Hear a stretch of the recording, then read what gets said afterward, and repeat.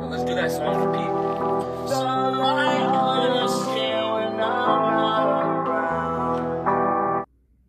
How's it going, guys? It's your boy D-Money here, and today we're gonna be reacting to Scream 2022 kill count. Since Scream 7 just came out last month, I thought it would be a great idea to watch the Scream reboot. So basically it's Scream 5, but it's like a whole, basically a rebrand of Scream. And to tie back into Hard Eyes, because I was saying in that video how Hard Eyes was basically like Scream. So fuck it, let's get into Scream, the actual series. And before the video starts, you already know the video is going to be linked down in the description box down below, and the channel is going to be linked down below. Let's get straight into it. Kill Count, where we tally up the victims in all our favorite horror movies. I'm James A. Janice, and today we're looking at Scream from 2022. Hey, 1996 called. It wants its title back. After Wes Craven's passing in 2015, the Scream film franchise seemed done. There were a few seasons of a show on MTV, but while it shared the name and eventually the Ghostface mask, it was entirely disconnected from the movies. No Woodsboro, no Stab franchise, no Sidney or Gal or Dewey. It was its own thing. 5 years ago, I said I was fine with no more Scream films getting made. I hope they never make a Scream 5 since Wes Craven wouldn't be involved, but if they do, you know I'll cover it on the kill count. But then I saw the news that the 5th film would be made by Radio Silence. Radio Silence is a filmmaking group consisting of directors Matt Bettinelli Open and Tyler Gillette, and producer Chad Villella. I'm a huge fan, especially since they got their start making videos on YouTube under the name Chad, Matt, and Rob. From that, they went on to make one of the best segments in VHS, and in 2019, Ready or Not, one of my favorite horror films that year. It perfectly blended horror and comedy, making them an ideal match for Scream. Full disclosure though, I have become friends with those boys. When the Ready or Not kill count got blocked from a copyright claim, they personally messaged me as fans of Dead Meat and helped get the claim released.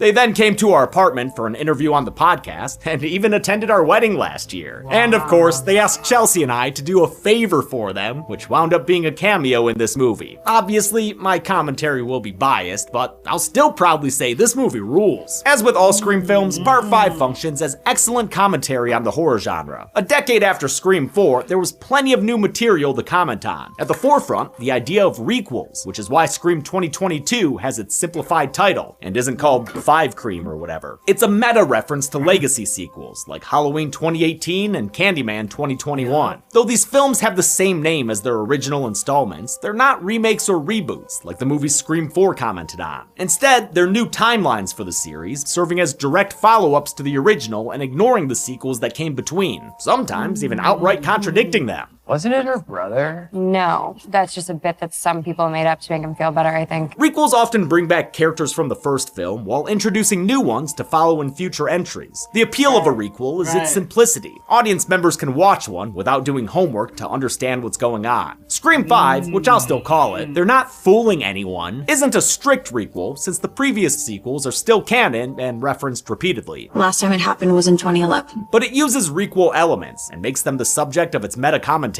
Also up for discussion is so-called elevated horror, a serious contrast to the torture porn and cheesy slasher sequels discussed in Scream 4. Finally, the film touches on toxic fandom, the type of love for a property that turns into hatred when things don't go the way you want them to. Looking at you, some Star Wars fans. Scream 5 follows Sam Carpenter, a Woodsboro runaway who returns after a new Ghostface threatens her family. She's joined by new and returning characters in a film that pays constant homage to the series, from character relations to scene locations to replicating memorable shots. Some people thought it was too derivative, and sure, I would have preferred a few more surprises. But I understand the reluctance to be too drastically different. This is the revival of a beloved franchise, with new people in charge for the first time ever. There was probably a fear of pissing off the fan base, since these movies have always followed a formula. A very simple formula! I'm hoping Scream 6 will take some bigger swings, but in the meantime, Scream 5 is a welcome return to form. It's got a great great pace, flowing from beat to beat seamlessly, and captures the same balance of humor and scares that the first film had. On top of all that, it's got some of the most brutal and bloodiest kills of the franchise, and it's my job to tell you how many there are. So let's get to them. Let's get into them.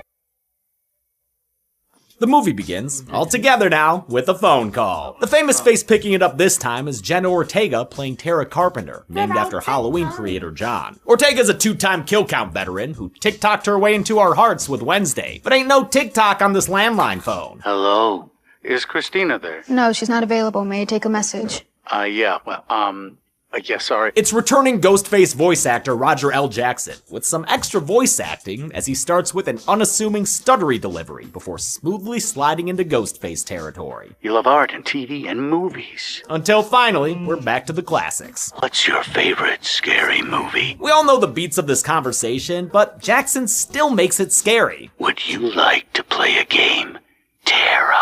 Tara's been texting with her bestie Amber, but Ghostface pulls a switcheroo and threatens to kill her friend, with a video showing them right outside her window. To save Amber, Tara will have to survive some stab trivia. But unlike the stab heads in Scream 4, this young horror fan isn't familiar with the series. And it was like super 90s. She prefers so-called elevated horror, name-dropping movies like The Babadook and It Follows. She cheats on her test with IMDb, giving us plenty of Easter eggs, including the fact that in Stab, Stu Macher was played by Psycho 1998's Vince Vaughn. It also says Principal Himbry was played by Ron Howard, which is funny, since Howard became a household name as Richie Cunningham in Happy Days, acting alongside Henry Winkler, who actually played Himbry in Scream. Despite the crib sheet, Tara fails to name both killers in the original Stab. She runs to send out an Amber Alert, only to find a ghoulish Ghostface greeter. She hits him with her fist phone, and they ring around the Rosie, until slashes, she falls down. The Casey Becker belly stabs, followed up with a broken ankle. Ouch! Then he stabs her in the hand,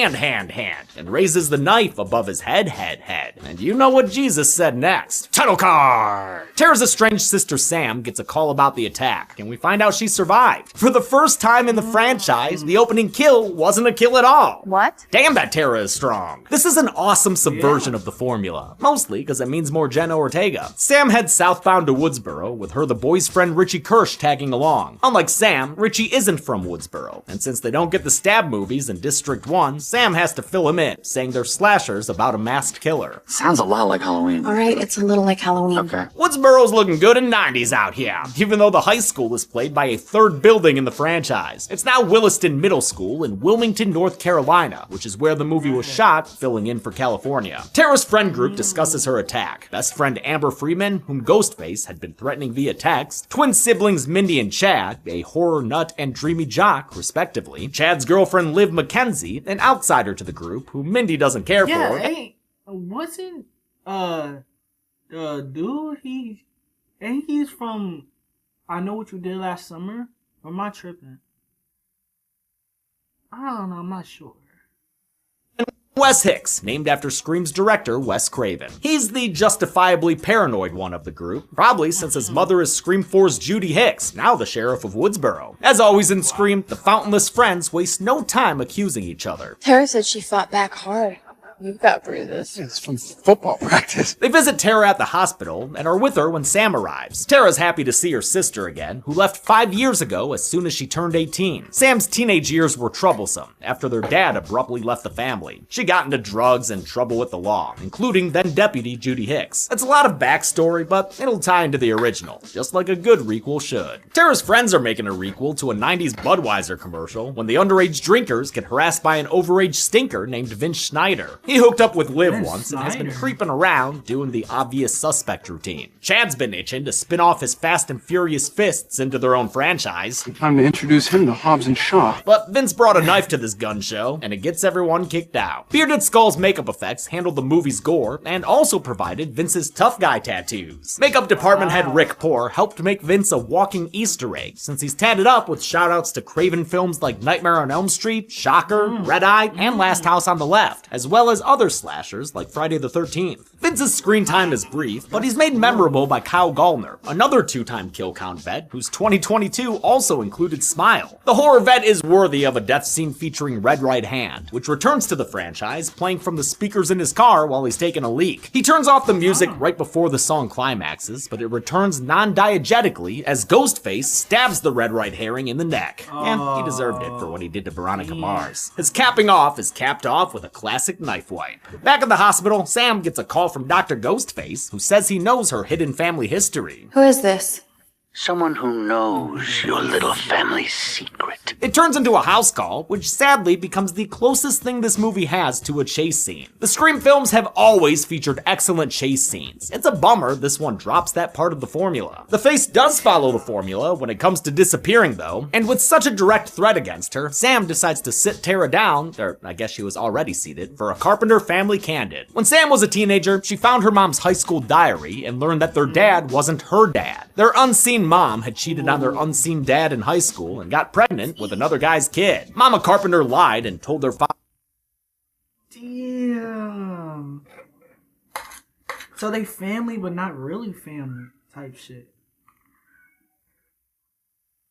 So she's her sister-in-law? Okay.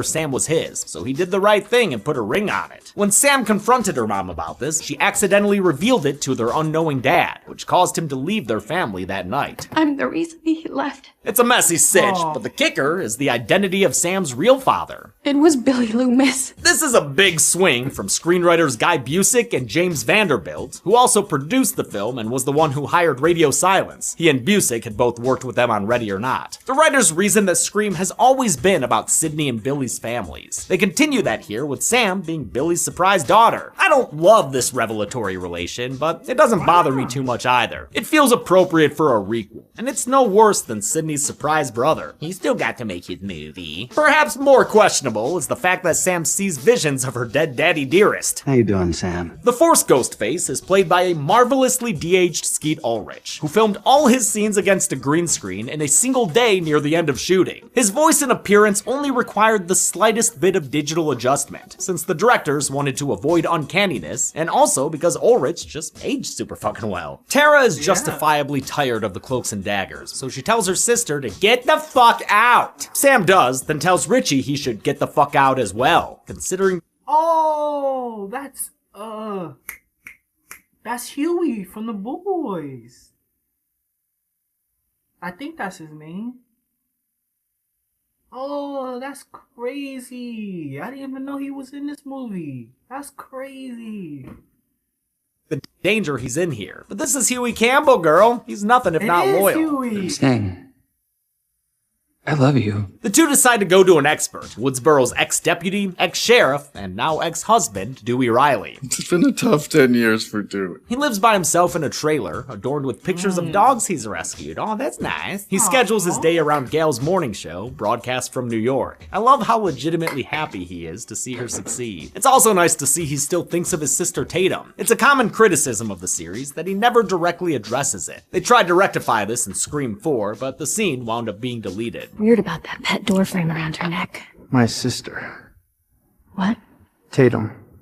She was a victim in the original Woodsboro massacre. Sam earns a ticket inside his trailer by telling him who her father is. Dewey's no Randy Meeks when it comes to horror, but he does know how to survive a stab or two. Rule number 1, never trust the love interest. He advises them to look into Tara's friend group, but when they ask him to tag along, they lose their QuickTime event and get kicked out of his trailer. Still, with another face ghosting around town, Dewey warns his friends. First is a happier, healthier Sidney Prescott, whom he hasn't talked to in years. She's married Mark McScreamy Kincaid from Scream 3, and the two of them have I'm not gonna lie, I don't know how she survived this long, dude. Now in the new Screams, she's a mother now. They're going after her family and shit. What? I mean, I don't even think that's a spoiler for real. Cause I didn't even watch Scream 7, so I don't know. I know of Scream because, they're iconic, of course. But I never sat down and watched one of them,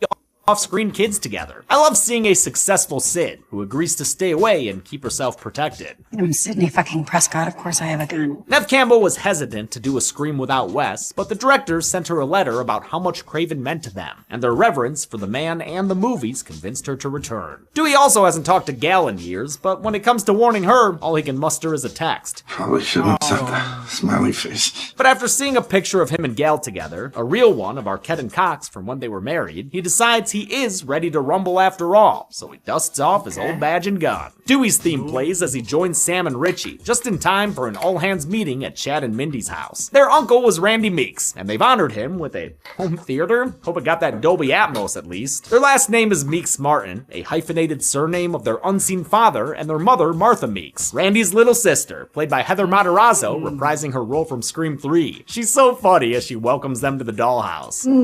Suspects. She and Dewey share a hug, reminding us that they've known each other going back at least 20 years. The twins aren't this movie's only characters with a famous uncle. That Vince guy was Stu Macher's nephew through Stu's never-before-mentioned little sister. These ties to the OG Scream crew lets Mindy know what the killer's aim is. Oh my god, he's making a requel. She channels her namesake with a meta Meeks monologue, talking about how legacy sequels have replaced remakes and reboots. Black Christmas, Child's Play, Flatliners. That shit doesn't work. But you can't just do a straight sequel either.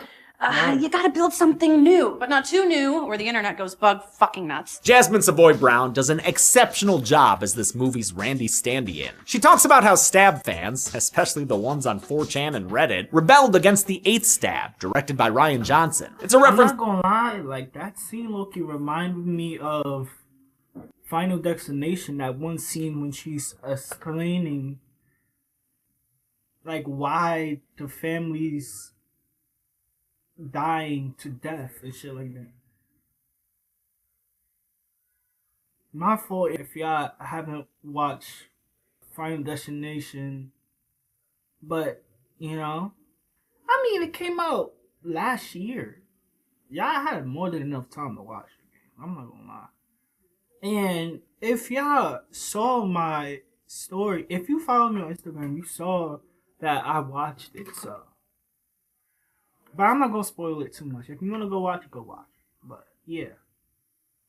How his Star Wars film, Episode 8 The Last Jedi, pissed off a lot of Star Wars fans who said it ruined the franchise. This dialogue no doubt doubly serves as Radio Silence's own worries when it came to making a Scream. To some people, the original is their favorite thing in the world. The movie that made them love horror. That statement is true for me and for directors Bettinelli, Open, and Gillette. They never got to meet Wes personally, but they say Craven and Scream is why they make horror movies in the first place. Radio Silence wanted the new Scream to harken back to the original, but still feel like a modern movie in 2022. After getting Kevin Williamson's blessing for the project, they brought in more crew members who had worked on Ready or Not, like composer Brian Tyler and director of photography Brett Jukowitz. Jukowitz shot with Panasonic anamorphic lenses, just like the first 4 films, to preserve the franchise's look. A month after shooting Scream, he'd be in Wilmington again, shooting The Black Phone for Scott Derrickson. Mindy says that requel rules mean legacy survivors can die, and that Sam might be the killer. I mean, she is the one with a ghost-faced daddy. Sam takes off and reflects on the situation with a mirror-obstructing, bloodthirsty Billy boy.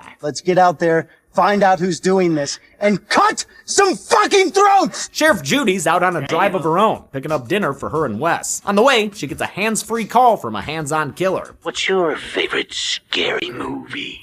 I prefer animated films and musicals. Well, that's a shame. She probably can't appreciate the Psycho reference her son is wallowing in. While I thought she was fine in Scream 4, Scream 5 makes me really appreciate Judy Hicks as a fun, well-developed character. Marley Shelton plays her perfectly as a competent and content suburban mom. It's hilarious that even her texting style is in character. Decoration of her home, thanks to set decorator Helen Britton. The periodic table of vegetables is so her. And on top of it all, she's still making them infidelious lemon squares. Ghostface threatens Wes, which is a good way to scare Judy. She treats him like a little bubble boy. She rushes back home to his aid, but Ghostface surprises her with some sugar and slice. I guess her suburb's just a little too sleepy, because this broad daylight brutalizing goes unseen. Man, the sun really bring out Ghostface's sparkles, huh? Inside, Wes is too busy providing eye candy to know about— How did they not see that? They in a gated community. Like, all it took was a neighbor to come outside at the same time she's getting stabbed up. And she's a police officer. How did nobody see that? I guess.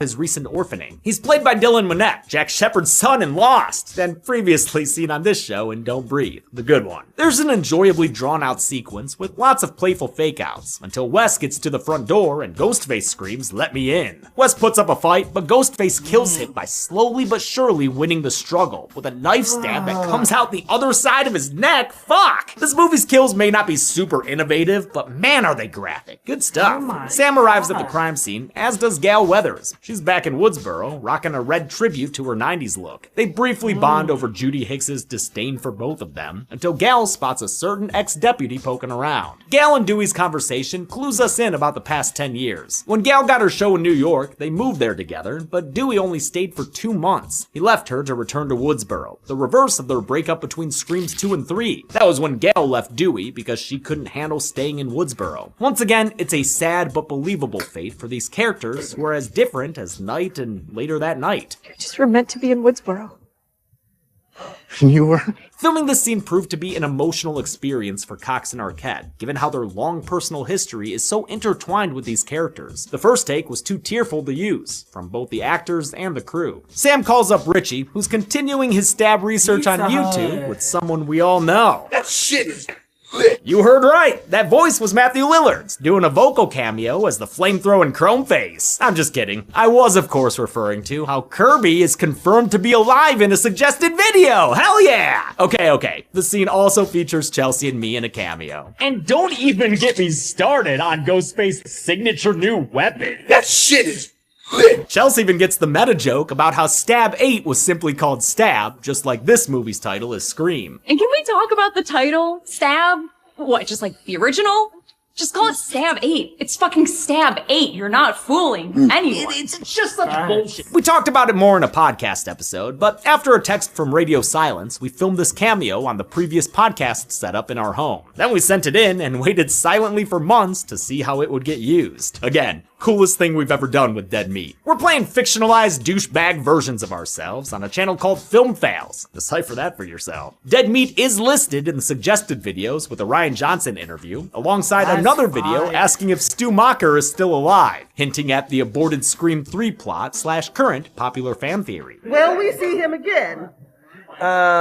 I have no idea. Sam realizes there aren't any cops at the hospital watching Tara. Shouldn't have trusted this guy to do it. I bet he left his post to go throw flyers all around town. She tells Richie to meet her at the hospital as she and Dewbear race to get there. They better hurry, since Sis is getting terrified among these empty hallways. Seriously, Woodsboro, y'all need to hire more doctors and nurses. Your hospital shouldn't look like a high school on a Sunday night. Not wanting to get super stabbed again, old Bloody Hands McGee wheels herself down the hall. I normally hate when horror characters are confined to a hospital. Cough, cough, Halloween's 2 and kills. But Tara is active enough to make it work. She finds the body of a police officer with a slit throat, gurgling and gasping as he dies out on the floor. She hides and hits Richie with a phone, dick, when he scares her opening the door. She hit me with a phone? Oh shit, then Ghostface is here! Taking out Richie, and, well, frankly, they don't need to do too much more to Tara. Ghostface activates their new mask-mounted voice changer so they can talk to Sam on Richie's phone. The older sis stalls them long enough to arrive so Dewey can provide cover fire. Unfortunately, Dewey's always been trained for torso shots. He's never been a huge fan of Al Snow. Dewey! What? Hey! When he remembers his Roman lesson, he sends everyone else down an elevator while he goes back to finish his 12-hour shift. Before Dewey can execute this possibly unconscious suspect, Ghostface strikes first with stabs to the gut and the back. No worries though, the Deuster's been stabbed plenty of times before. Oh shit, wait, a kill graphic? Oh no, my eyebrow wiggling doom man. Say it ain't so! It's an honor. Oh, fuck! It is so! No. Damn you, Ghostface! Damn you, Ghostface! The horror heartbreak piles on as Gal goes through slow mourning. Sam offers her condolences, but it's Sydney who provides a shoulder to cry on, having returned to Woodsboro because of Dewey's death and ready to go on the offensive to protect her family. God, I'm bummed that we never got one last scene with Sydney and Dewey together in person. Sam and Tara decide that the best way to survive is to blow this pop stand. Good call. It worked for Joel the cameraman. Even though Sydney and Gal warn them that Ghostface will follow, Sam insists on taking Tara back home with her and Richie. On the way, Tara realizes she's missing her inhaler. Not wanting to be caught off guard in case of Pennywise attack, the trio detours to pick up a spare at Amber's house. She's having a third act party there, a memorial for Wes Hicks that doubles as a tribute to director Craven. To Wes! Vocal cameos abound here, layered together in that Cheers. Lillard, Bettinelli, Open, and Gillette are in there, as well as previous Scream actors Jamie Kennedy, Hayden Panettiere, Henry Winkler, Adam Brody, and Drew Barrymore, who lent her voice earlier to another audio cameo as the school principal. A reminder that all classes and school activities are canceled tomorrow due to public safety concerns. Other members of the Scream family include Kevin Williamson, composer Marco Beltrami, editor Patrick Lussier, Scream 3 producer Julie Plec, and Scream 4 producer and Wes Craven's widow, Aya LaBunca. Finally, there's Ryan Johnson, in-universe director of the fan-maligned Stab 8. Johnson was supposed to make a larger cameo in a press junket parodying the fan backlash to The Last Jedi, but it was cut because of his commitment to Glass Onion. The party is rife with suspicious encounters. Amber and Mindy bump heads in the basement, and Chad refuses to bump uglies with Liv. It puts an end to any potential joyride with her, earning a sarcastic Siskel and Ebert from his sis. Chad eventually gets concerned when Liv doesn't come back, while Mindy's only concerned with watching Stab. In this case, never before seen to us footage of a party scene with an actor playing her uncle. The actor is Christopher Speed, as briefly shown earlier on the IMDb page. He's an unknown actor, unlike the rest of Stab's cast, which lines up with Randy's complaint in Scream 2. They cast Joe Blow nobody to play me. Also, holy shit, I can't believe how well they match the clothing and appearance of these characters. Although that don't look like no Vince Vaughn to me, it does look like a film fail. Chad wants to check on Liv, but Mindy says he'll need more protection than his blue and yellow jacket, so he grabs a candlestick like this were Clue. Chad is played by Mason Gooding, son of actor Cuba Gooding Jr., and a fan of this channel, as we learned in an interview. James and Chelsea, I'm such a big fan of you guys. You guys are so good, dude. That led to him and his good boy Iggy being presenters at last year's Horror Awards. The Woodsboro leather jacket he wears is the same design worn by Steve Orth in the original. It was recreated by costume designer Emily Gunshore, who gave Liv a plaid skirt in an homage to Tatum's. Chad gets a request from Liv to share his location on an app they talked about earlier. He follows the ping into the darkness, where he's greeted with a stab to the leg by Mr. Ghostface. The Theismann Trophy winner beats down the killer and hides behind a shed, but when he makes a break for it, he's unable to complete the Casey Beck-athlon. As Richie, Sam, and Tara arrive, Ghostface makes mincemeat of Chad's obliques. Amber ends the party so she can grab Tara's inhaler. Richie helps speed things up, prompting a cry of party foul from Jamie Kennedy doing another VO cameo. Somebody's goofy-ass dad is kicking us out. The interruption also messes with Mindy trying to rizz up a cute girl, so she blows off Richie's request for company and allows him to break more horror rules. Okay, I'll be right back.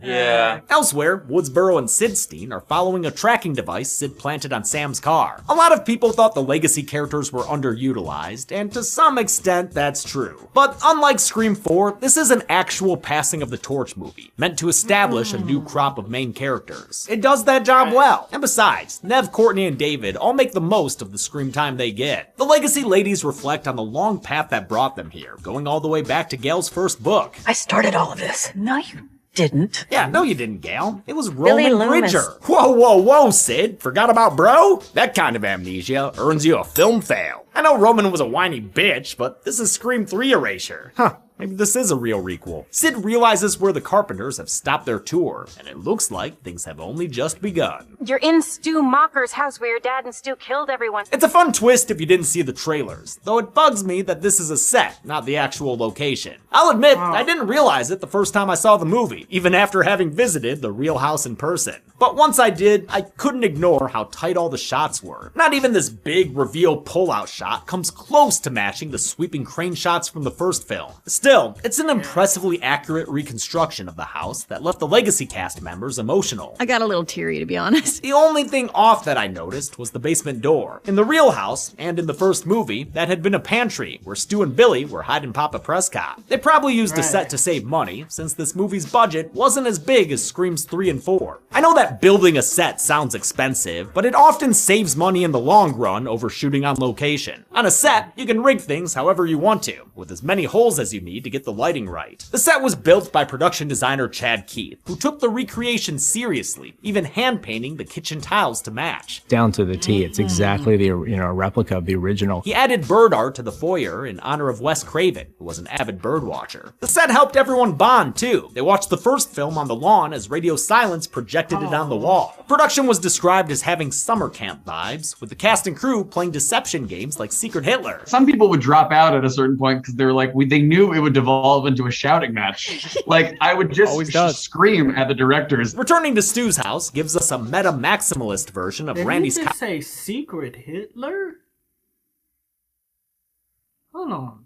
Was an avid bird watcher. The set helped everyone bond too. They watched the first film on the lawn as Radio Silence projected it on the wall. Production was described as having summer camp vibes, with the cast and crew playing deception games like Secret Hitler. Some people would drop out at a certain point because they were like, they knew it would devolve into a shouting match. Like, I would just scream at the directors. Returning to Stu's house gives us a meta-maximalist version of Randy's couch shot. Hell, the Meeks niece is even wearing the same colored outfit as Ghostface makes his move. Her self-awareness kicks in and she actually turns around, giving Sam enough time to jump in and intervene. The supporting cast filters in, so accusations can start a-flying again. I'm not a fucking killer! I know. Oh shit! Welcome to Act 3. Talk about an explosive act break. Amber sent that nothing character back to oblivion. Outside, the cavalry arrives and arms up. You get a gun. You get a gun. That Amber chick, she gets a gun. Gail gets shot in the gut again. So Sydney's forced to head inside this nightmare house from her past on her own. She takes a call from the killer, but Sid's nearly 50 and sick of this shit. You forgot the first rule of surviving a stab movie. Never answer the... I'm bored. Wait! Sid calls out for anyone there to leave, then opens fire into many a door. One shot hits Richie in the leg since he was hiding, but nothing a little Compound V won't heal. Ghostface comes out and tackles Sydney over the railing, incapacitating both of them on the ground. Nah, I'm not gonna lie, I like that he's putting in the boys references here and there. That shit fire. See, I knew what I was saying when I said that's I forgot his name. I just said it earlier. That's fine, bro. On the floor. She asks Richie to hobble his way Dewey. Something like that. Towards the dropped gun, but the way Richie's taking those stairs looks awfully familiar. Is that because fuck, Richie's the second goddamn Ghostface.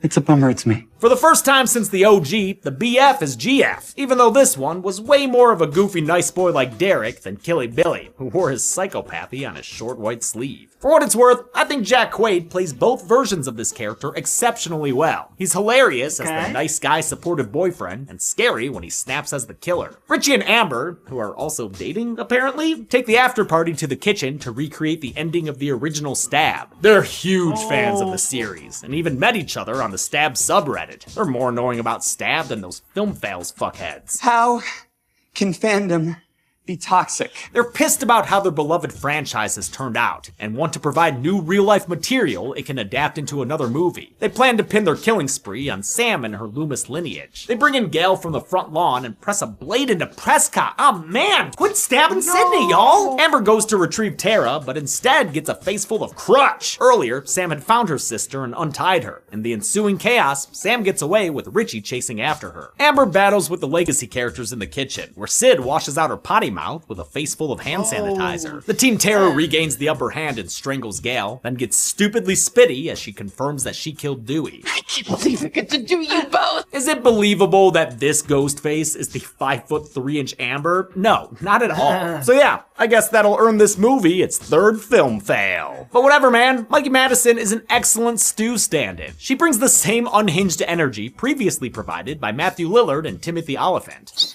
The fight heats up and Gail avenges Dewey by capping Amber's ass, unintentionally setting her ablaze for a fiery finish. The first fire stunt in Scream, alright! Radio Silence actually considered changing this scene since Madison has a similar fate in Once Upon a Time in Hollywood. Ultimately, they decided it was a funny coincidence and kept it in. Richie has followed Sam's blood trail upstairs, and though she manages to disarm him, her gut wound proves to be a disadvantage. If only there were a weapon that she could— yes! A green umbrella! A classic! Oh, wait, what's that dead dada? Oh, yeah, a knife's probably better, huh? Sam wipes away Richie's smug smile by shish kebabbing his cheeks. She proceeds to stab the ever-loving hell out of him. Seriously, I counted 21 stabs to the torso. That's one more than the amount in that kill at the end of Candyman. Richie stops her long enough to set up a one-liner. What about my ending? Here it comes. And a throat slit puts an end to his Vita. Sam punctuates the kill with a ghost-faced knife wipe, which would surely make her killer papa proud. That is one thing I don't love about this movie. The Ghost Billy stuff looks good, but it feels a bit too redemptive for a character who was interesting because of how evil he was. Sam's joined by her four sisters, and Sid barely has time to say they always come back before Sam's blowing brain bits all over the floor. Not concerning at all. Of course, we still have room for one last scare, in the form of a Freddy-fied Amber. Talk about a diehard fan. She's killed by Tara with a headshot. I still prefer the Papa Dick. To what? Getting killed? Like, obviously. Mindy's wheeled out on a stretcher, having survived like Dewey did in the original. Even better, her twinsy Chad survived as well. Thumbs up for survivors. Right, Tara? Take us to a different hospital this time. Yeah, maybe one with people and lights. Sam says her goodbyes to her newfound gal pals, who should probably be getting medical attention. I mean, Gal got shot. Sydney got stabbed. And they've got those end-of-movie trauma blankets. I guess they'll be fine. Sam gives a parting glance to her non-canceled ghost dad before riding with Tara to the hospital. We zoom out in a recreation of the OG's final shot, with digital exterior extensions done by Redefine. The movie ends with one last tribute to the franchise's original helmsman, with bird sounds in the background. For Wes. How many bodies got dropped like the number in the title of this film? Let's find out and get to the kills. What? No, not the kills. The numbers, Zoran. The numbers. Zoran, you must be dumber than your film fails character. If it's numbers you want, though, I'm happy to oblige.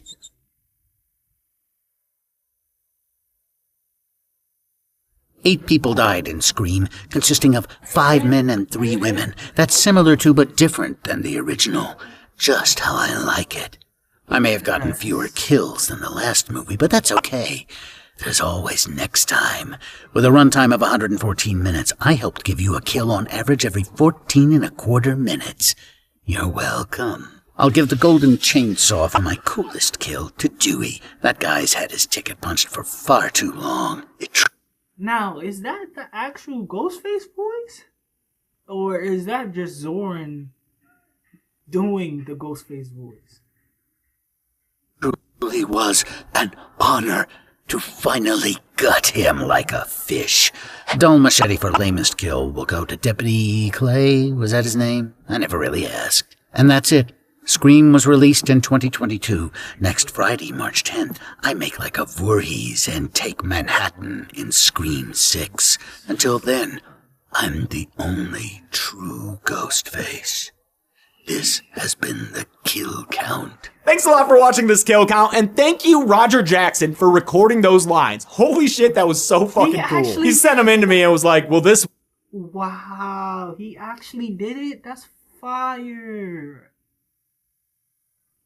Work, and I was like, fuck yeah, dude. And huge thanks to Radio Silence for, of course, hooking me up with him. I get to do some of the coolest shit sometimes, and please don't think I ever take it for granted. Like, I pretend to be chill when I'm talking to all these people, but I'm fanboying the fuck out inside. We've had a real rough go of it lately with power outages and internet outages and Chelsea getting COVID, so that sucks. But we're pressing through to try to give you the stuff that we said we'd give you. I want to thank some patrons like Olivia Bushman, Daniel Kopnick, Stephanie Leffler, Patrick Fitzgerald, Trisha Glasnovich, Andrew Jackson, Stephen Sharnikow, Sergeant Schlock, Zachariah, and Shane and Katie. Thanks, everyone. Be good people. I hope y'all enjoyed this video.